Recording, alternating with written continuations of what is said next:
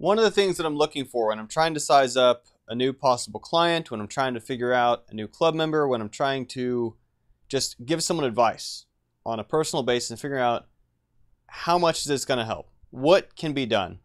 There's really one feature that if somebody's got it, I know they're going to be able to navigate things, figure things out, and if they're missing it, it's going to take a lot of work before we can really start to make progress.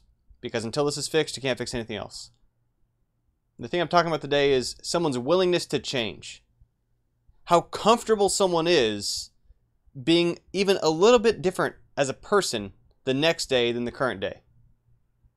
Because the only way to improve, the only way to become better at a skill, the only way to grow your network, the only way to increase your reputation, your experience, anything is to change yourself gradually.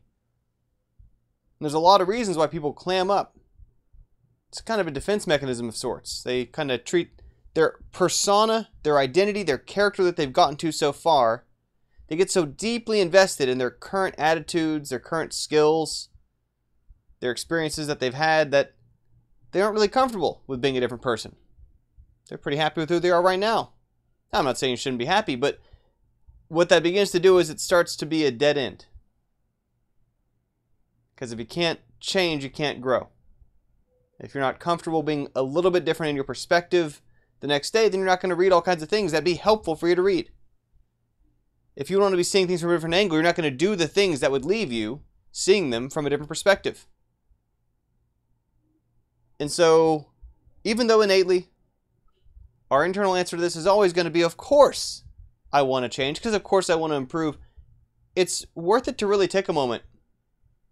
Ask yourself critically, no one else has to hear this answer but you. How willing are you to change? How willing are you to take assumptions that you've had for a long time, things you've been ignoring, things you have been doing, and ask, what if those were different?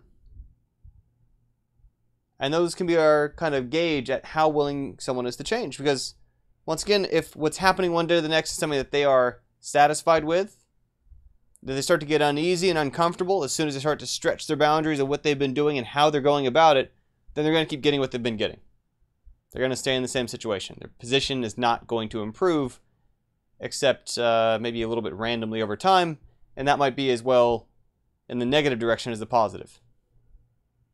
If you want to steer it, it's going to involve being willing to change so you're comfortable doing the things that are going to change you. Because growth is a form of change.